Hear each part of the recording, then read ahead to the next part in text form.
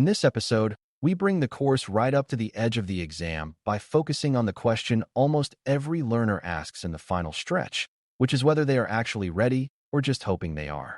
That question matters because the last phase of preparation often feels very different from the earlier phase. At the beginning, students usually worry about what they do not know yet, but near the end they start worrying about whether what they learned will hold together under pressure. For certified in Risk and Information Systems Control, CRISC, real readiness is not about feeling perfect, fearless, or suddenly certain about every topic the night before the test. It is about reaching a point where your understanding is stable enough, your judgment is disciplined enough, and your preparation habits are calm enough that you can trust your thinking when the questions become difficult. That is why last-minute preparation needs to be thoughtful rather than dramatic. The goal is not to squeeze a miracle out of the final hours. The goal is to protect the work you already did and make sure it stays usable when the exam begins. Before we continue, a quick note. This audio course is a companion to our course companion books.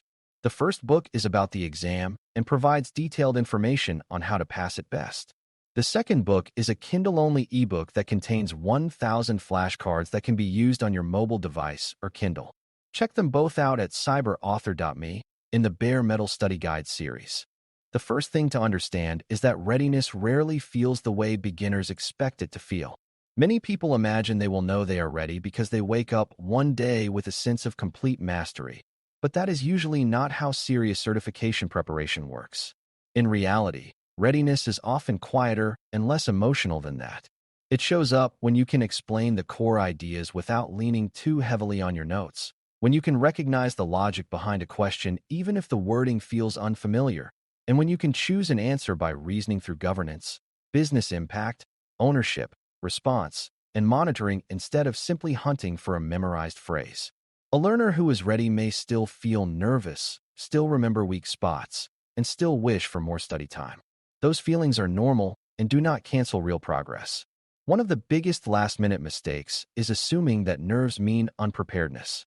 More often, nerves simply mean the exam matters to you. And the better question is whether your understanding has become dependable enough to function even while those nerves are present. A very helpful way to judge final readiness is to step back and see the certification as one connected story instead of many separate topics. By this point in the course, you have seen governance, organizational context, assets, risk identification, analysis, response, and monitoring from several angles. The final phase is not the time to scatter your attention across disconnected facts. It is the time to keep asking whether you can follow the whole chain from beginning to end. Can you explain how business objectives shape risk relevance, how ownership supports accountability, how assessment turns concern into prioritization, how response choices reflect business reality, and how monitoring shows whether the chosen path is still working? When you can follow that story, your preparation becomes much more resilient because individual questions feel like parts of a familiar system instead of isolated surprises. That is one reason final readiness often improves when you simplify your perspective rather than complicate it. The exam becomes less threatening when you recognize that most of its ideas belong to the same management cycle and are not random pieces of information thrown together without logic. Honest self-assessment is also essential in the final stretch, but it needs to be honest in a useful way rather than harsh in a destructive way.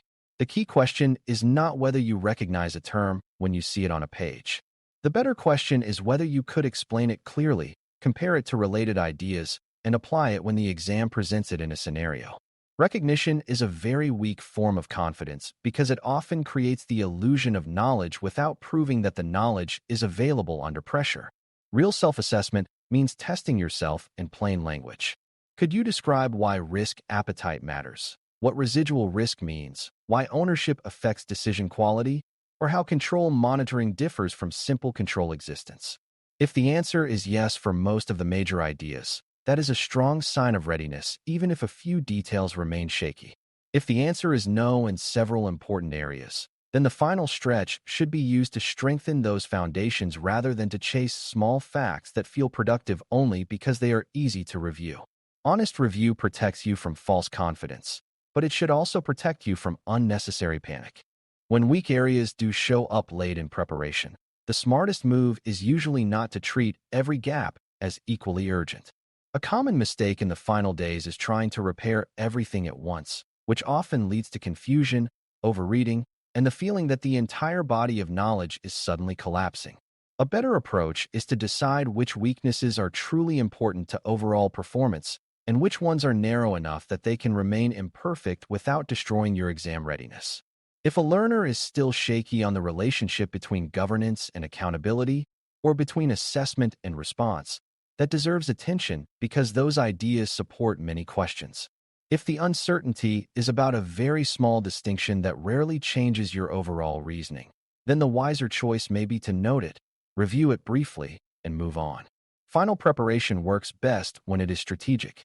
You are not trying to become a walking encyclopedia in the last hours.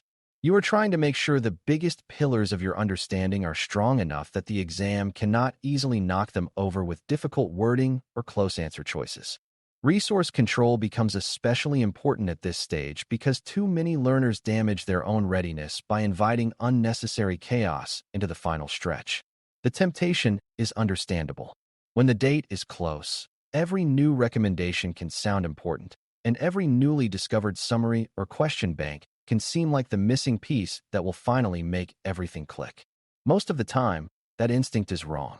The last phase of preparation is usually not the best time to introduce a flood of new explanations, new terminology, and new presentation styles. Doing that often creates interference rather than clarity. Your mind benefits more from repeated engagement with a small, trusted set of materials than from a frantic sweep across every possible source. Last-minute readiness is supported by coherence.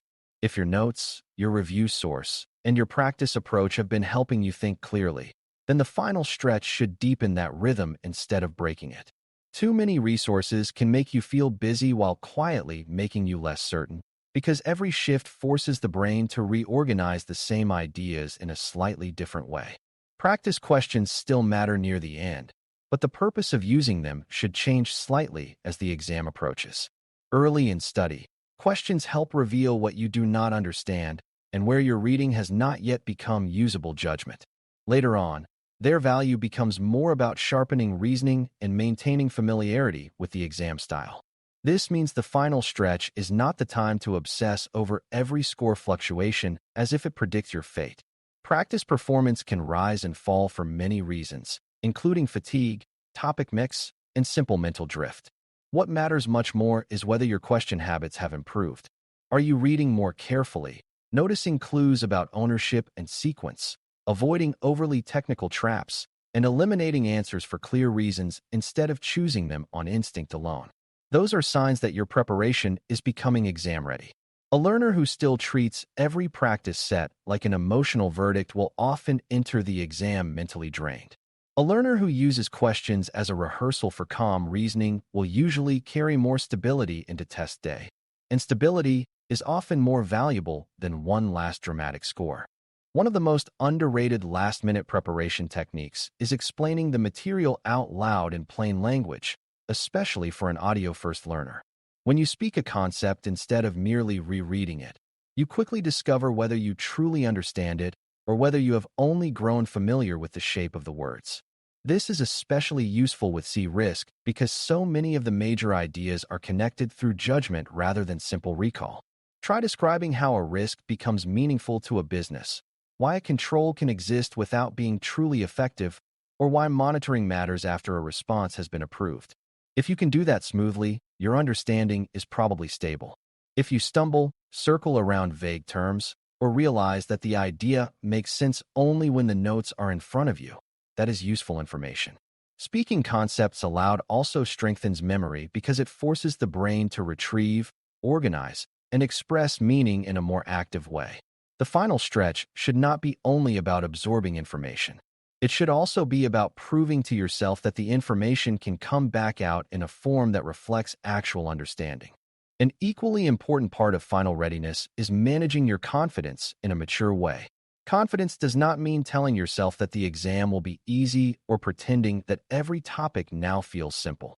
It means building trust in the process you followed and in the judgment habits you have practiced repeatedly. Many learners look for confidence in emotion, but emotion is unstable, especially close to an important exam. Some hours you may feel sharp and capable, while other hours you may remember a topic you forgot to review and suddenly feel unprepared all over again. That emotional swing is normal, but it is a poor guide. Better confidence comes from evidence. You studied consistently. You can explain the major ideas. You recognize the management logic behind the questions, and you know how to slow down when the answer choices become tempting or confusing. That is real evidence of readiness. Last-minute preparation should reinforce that evidence instead of undermining it with constant self-comparison, anxious searching, or dramatic internal speeches about success and failure. Calm confidence is usually quieter than people expect, but it is also much stronger because it rests on preparation rather than mood. The final days also call for discipline around rest and mental freshness, because tired knowledge is much less useful than rested knowledge. This is where many committed learners accidentally hurt themselves. They study so aggressively in the last window that their attention becomes brittle, their patience disappears, and their memory starts to feel less reliable precisely because they are running on strain. It is easy to misread that feeling and conclude that you need even more frantic review, but often the mind is asking for recovery, not more pressure. A final review session can be useful, but it should leave your thinking clearer rather than more scrambled.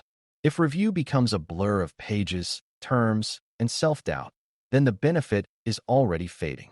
You want the material to feel organized when you approach the exam, not mixed together in one tired heap. Rest is not laziness in this context. It is part of readiness. A candidate who knows a little less but can think clearly may outperform a candidate who reviewed everything but arrives mentally frayed. Last-minute wisdom often means recognizing when one more hour of strain will help and when it will only make the final approach less stable. The day before the exam is often where preparation either settles into calm or turns into unnecessary self-sabotage. By that point, the smartest use of time is usually light reinforcement rather than heavy expansion. Reviewing your own summaries, revisiting a few important concept relationships, and reminding yourself how the domains connect can be helpful because it keeps the material active without flooding the mind with new demands.